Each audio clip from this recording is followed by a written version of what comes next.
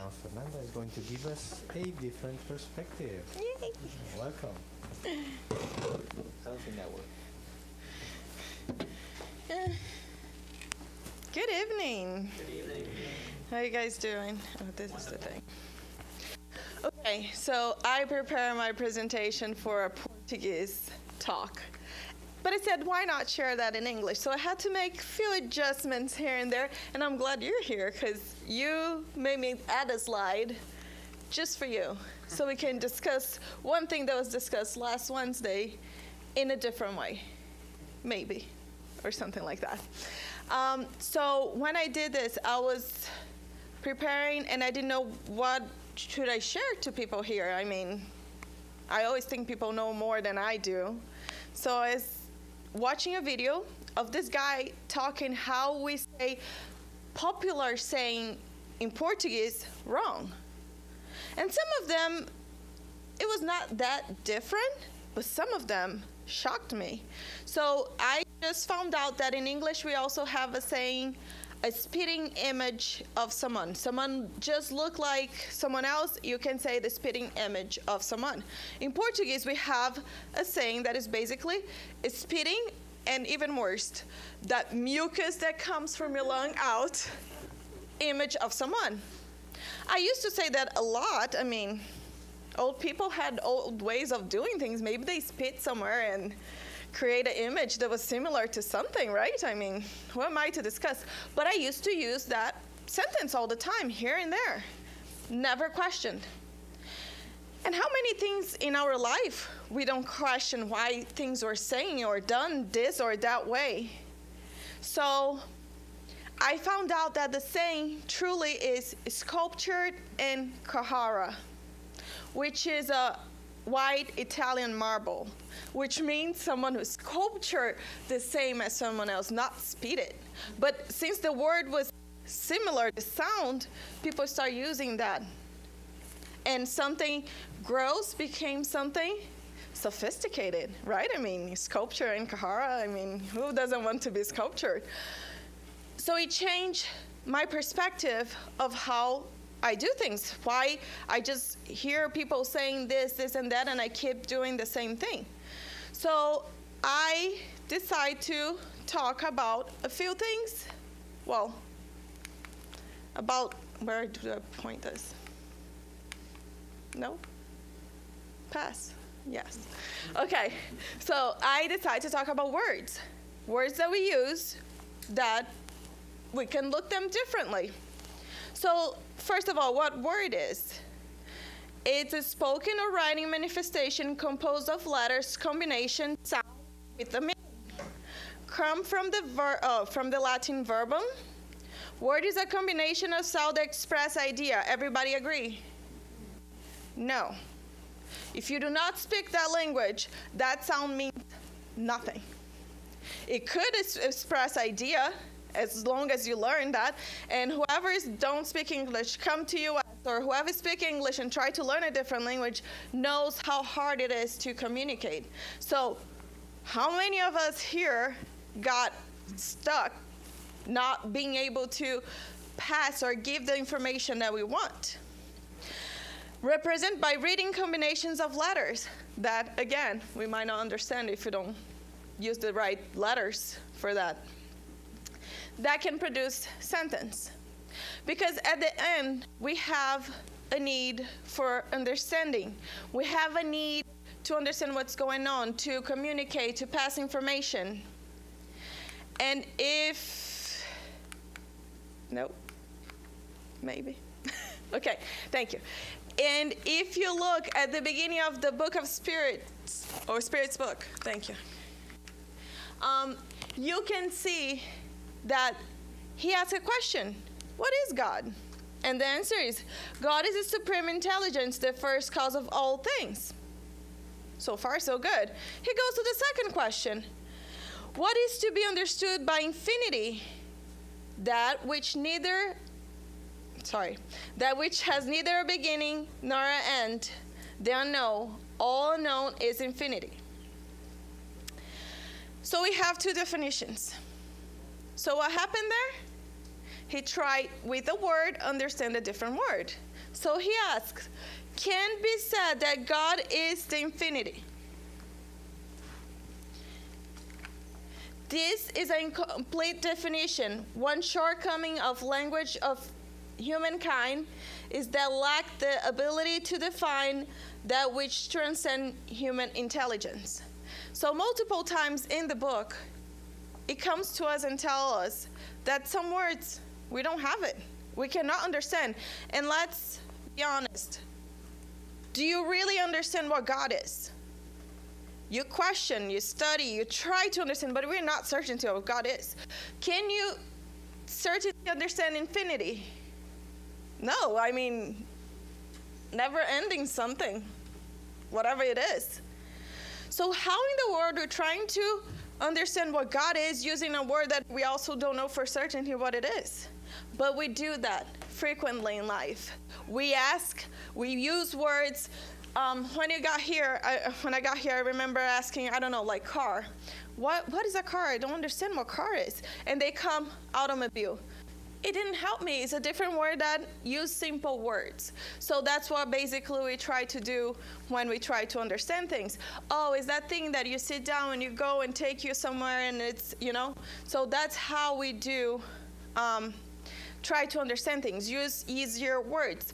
But we don't have that many words because some stuff we cannot touch, we cannot see, so we cannot explain in words what it is. Going forward, what is the spirit? The intelligent principle of the universe. Going to the second part, what is the essential nature of the spirit? One more time. Your language is incapable of properly defining the spirit. It's nothing to you because it's not a tangible thing. So since we cannot see, we cannot touch, for us, it's nothing. We cannot fully understand that, but it's something. Remember that nothing is nothingness and nothingness does not exist. So everything is something, even though we don't understand. How many laws of quantum physics are appearing now because we're trying to understand or seeing things differently? So you understand that for everything exists something. We might just not understand. Getting all this, knowing that our language is not the best.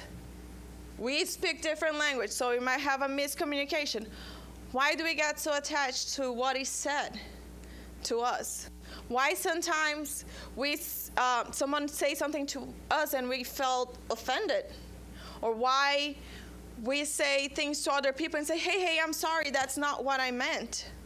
Because it's way more to a communication than words, but we are attached to words, and we refuse sometimes to look them differently. But judgment-free here, because at the end, it's part of our belief system. It's not the only one, but one way of creating beliefs is communication. Someone say to you something over and over, you believe that, because that's going to generate a thought for you, that's going to generate a feeling, and then you're going to end up having a belief. I saw this guy talking about this, and I was like, never thought about this. He said, sometimes when we were kids, our parents got to us and say, eat so you can get strong. So that gave me a thought that when I eat, I'm going to become strong, which is going to give me the feeling of security. I mean, when I'm strong, I can deal with whatever. So I believe that every time I feel weak, I feel stressed, or I feel I don't have the energy to deal with something, I might eat so I can get strong. Stress eating, anxiety eating, today we see a lot of that because it's how people start coping with things. So one way of changing things is changing my communication. It's one way of doing things different.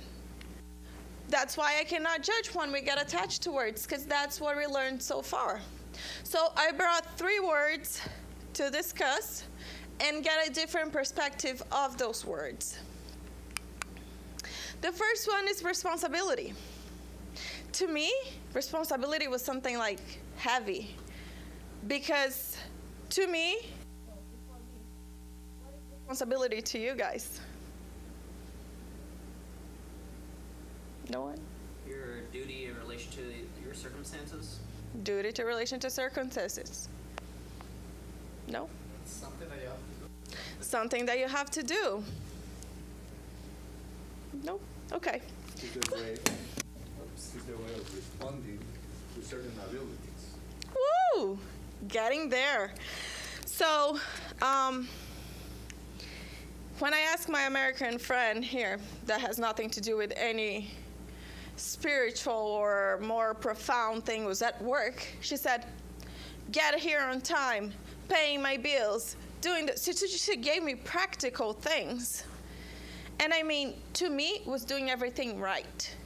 I had to do right. Otherwise, you do not have responsibility. You do not have responsibility. So I thought I don't have responsibility. I mean, because if I cannot have that all the time, that means I don't have it. So then I saw this guy talking. He said, responsibility is in the word. Responsibility. So it's ability that we all have. It's something that you cannot run away from. You have responsibility. You might not work in your responsibility, because how many abilities here we have that we don't know because we just don't use them. We don't look at them. We don't work on them. And let's be honest, sometimes your response will not be the best. That means you don't have responsibility? No, that means you can work on your responses. And I brought this picture because sometimes we think this is responsibility. Life hit, we go and hit back, life hit back, and it's just a cycle. And that's not responsibility, that's reaction. You're not working on your response. And response to what? To life, to your actions. Response even to, we all did once in a life, give our right to respond to someone else. And they responded for us. The way we like it? No, maybe not. But they did respond it. And your ability that you gave away. So why complain afterwards that things don't get the way you want it? So for that, during this process of a few words, in my lowest point, and I realized that I do have responsibility, I just have to work, and responsibility will not be perfect, but I can work with, I can evolve, I can get better. I decided to read a few passages of the Bible because to me, it was really harsh. You know, you have to be this way, you have to do this way. So I brought this one. Galatians 6:4-5. Each one should test their own actions, which means you should test it. You should try to respond this way. Did not work. Let me try this way now. And sometimes the best response is to stop, walk away. Do not respond at that moment. It's a way of testing things. It's a way of knowing what's the best response for them situation. Then they can take pride in themselves alone without comparing themselves to someone else. So whenever you try, you test it, you see that work, you can say, hey, I did this good, I did that well, I'm gonna keep doing this way, I'm gonna keep working this way. And when you realize, even though we have a society and people that do things with us, your action, your response is yours. And then you're gonna stop comparing yourself to anyone else, because nobody has the same beliefs I do, nobody has the same thoughts I do, nobody has the same emotion I do. So I'm doing the best I can.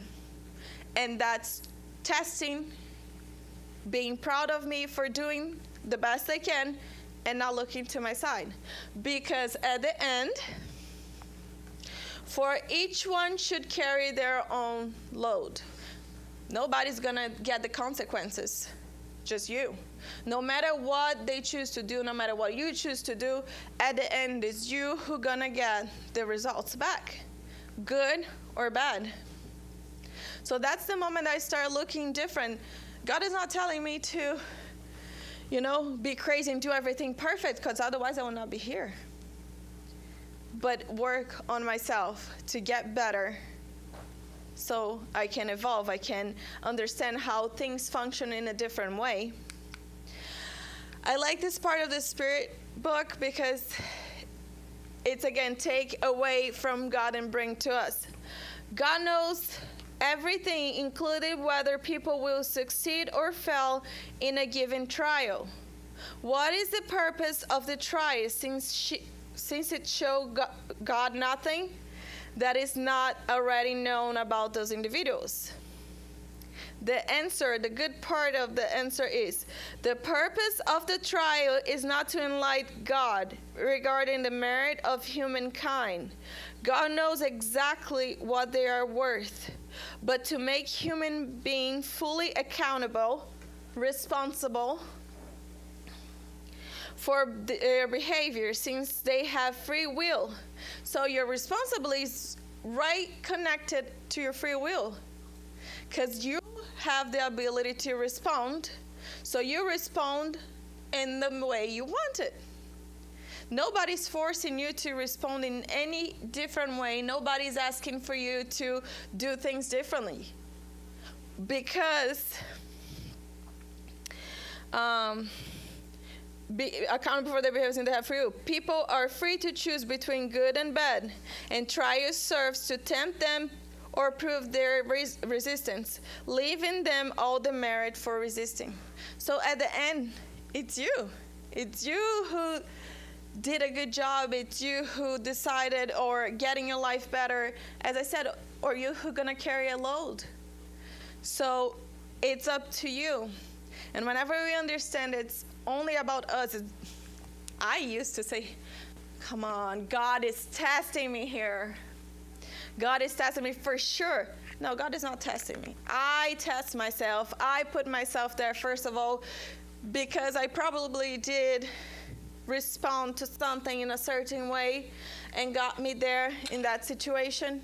So it's up to you to look for things differently. Instead of doing the things perfect, work in your ability to respond. Work in your ways around, because it's not about God. God already knows everything about us. It's about us showing to ourselves that we are capable of more than just this, whatever this is. I'm going for my second word. Questions, comments? No? My second word. Oh, go ahead. No. We're talking about. Yeah. Take full responsibility. My second word is that word. Submission. I hate it. I think it's the word that got me away from God for sure. I was like, I didn't want to be around, especially when you're female and you come for that religious way of seeing that women have to be submissive. I said, well, God give free will to everyone here. Why not us, right? I mean, we don't have to just get married and be submissive to our husband. Right? Right? Why not? Why not? But that's how I thought. I was like, no, what is the point? So I honestly always said I would never get married, because, I didn't want to be submissive to anyone. And not just that, the way I seen God asking, well, not God asking, the way people told me God wanted, it was so oppressive. I was like, who is this guy? Who is this guy here that, just want us to do this little and don't question, don't understand, know nothing? Until I saw this lady that had the same problem talking about submission. And it's also in the word, submission, below the same mission. So when I started looking at that, I was like, I can be submissive. I can go and get with someone, whoever it is, even a friendship, and get under the same mission and walk with that person for life. So when you look that way, it's so much easier to keep a family, to keep friends, but that gives you responsibility. Because now you have to choose carefully who you're going to spend your time with. I mean, you cannot spend your time, you could. But it would be better to spend your time with someone with the same purpose, same mission, same direction, same walk. So when I started looking that way, I said, maybe I want to get to know this guy. Maybe I want to be connected to that person above me that has something else to offer than just obey me, do what I say, because that's not submission. So I got two passages. The first one is Samuel 15:22. And Samuel said, "Wrath the Lord as great delight in burnt offering and sacrifice as obeying the voice of the Lord. Behold, to obey is better than sacrifice, and hearken than fat of the rams." So in Portuguese, hearken, it was submission. That's why I said I have to do a few adjustments, but hearken, it's like listen to it. So if you obey what he taught us, if you follow, the obey is not in the sense of if you don't do what I say. It's more follow what I told you. And you're going to understand that for God, as said here, that's way more important than sacrifice. And how many of you guys or know people that for Lent just decide what they're going to do? Stop eating your chocolate for 40 days before Easter. Or, I don't know, stop drinking their Coke. All this stuff. Punish themselves for 40 days because that's the sacrifice they're doing for God. But in the Bible it says that he prefers you to obey, follow, do the right thing, below the same mission to get to him, than just sacrifice yourself, sacrifice someone else, you know? I got this other one that had the word submit themselves, or submit yourself then to God, resist the devil, and he will flee from you. So if you go under that mission of God, if you follow that path, the chances of you resisting temptations, getting away from situations, don't get me wrong, the world is not perfect. Nothing bad gonna happen to me if I follow exactly the rules, especially because rules are also made by humans, a majority of them. So, but are chances of you putting yourself less in situations or understanding better what happened to you so you can respond in a better way? Because it's not that bad things will never happen to us. It's more just like how we're going to act after that.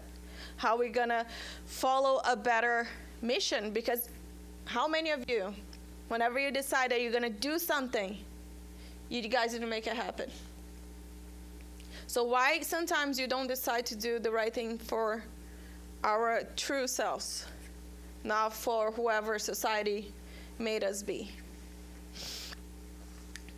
And it has on the Spirit book, what is the mission of the incarnate spirits? Educating other incarnated, helping them advance and improve their institution through direct material means. Mission vary in scope and importance. The individual who works in a firm accomplish a mission just as a politician or a teacher does. So we all have missions to do, and no mission is more or less important. We're all following a mission. So sometimes we want to do something right there, but are you doing the little right now? And to me, the best part is at the end. Everything in nature is connected to all spirits, while purifying themselves through incarnation contribute to accomplishment of God's plans. Each of you can be useful one way or another. So let's not forget that we can be useful. We can do things. We can follow our mission here in multiple ways. It's just a matter of looking ourselves and knowing what we're capable of. And then I brought that one of the kids, the children. It was children? Yeah. Are the spirits themselves responsible for accelerating their process of perfection? Of course, they reach their goal more or less quickly depending on the force of their desire and the degree of their submission to God's will. That's, again, how much we're putting ourselves below the big mission, not how much money we're going to make here, which house we're going to buy, how many kids we're going to have. That's all material, but submission to God. Does the docile, submissive child learn faster than the one who is stubborn and lazy? I have a problem with that. Because you're looking, as I said, submission. Let's look in a different way. The kid that know what is the work in the house. The kid that know that my parents ask me to, I don't know, clean the dishes every Wednesday. The kids that know that it's a way of working and making things more peaceful at home. What are the chances of them creating a better, environment? Not necessarily they're not gonna question why every Wednesday, not Thursday, but it's something that whenever you understand that you have a mission of creating a peaceful environment, a better world, what are the chances of you going under that mission, say, let's go everybody together and do something much bigger or better for the whole world? So I think that's the thing. And sometimes that kid that say like, I'm not gonna do it. Question without a purpose, question just for power, because that's the difference. The kid that's stubborn and lazy, she's not doing just because she doesn't agree. It's for the power of having that. So I think when you look submission in a different way, of a bigger purpose, the chances of we doing in a lighter way, because that's the thing. When I brought these words, it's about being light. It's about walking through life, not feeling that heavy burden of like, oh, I need to do this, I need to follow. No, it's a mission, my way of responding things, the ability that I have, I can work. And the last word is resilience. But I brought resilience in a different way too, because today people just say, that person's resilient, got through life beat him up and he's still there smiling and standing. And people are proud now to be resilient. Some people even go to, a place and get into a lot of fights and situations just so they can be resilient. I'm strong. I can do this. I can handle anything that happened to me. But I like the physics term. Resilience comes from the word. It means elasticity. And it is the ability of elastic material such as rubber or animal tissue to absorb energy such a form of blow and release the energy in springs back to original shape. That's the part we forgot. Original shape. It's not about you getting beat up and getting hard. That means you lose your elasticity. It's being able to go back to your original. And what is our original? What is really us? Because life itself, if you look at it, already shaped us in different forms. We're already getting away. So are we really resilient? Are we really capable of going back to original? I think as a kid we had way more chances of getting close to that because we question, we are there, we're seeing the world as a blank canvas. And as we get older, we just don't see that anymore. But it's not something that is a certainty. We can work on that, we can change that, we can make things different. So I got this part from John 14:16-17. And we'll ask the Father, and he will give you another helper to be with you forever, even the Spirit of truth, who the world cannot receive, because it neither sees him or knows him. You know him, and he dwells with you and will be in you. So he said he would send what? A spirit that nobody sees. Doesn't make sense? Nobody sees, nobody can touch, nobody understands, but is inside you, and you know him. Or her, whatever. It. You know it. So, you know the spirit because it's inside of you. You can feel it. So if you go back to, sorry guys. No, this one. What is the spirit? The intelligent principle of the universe.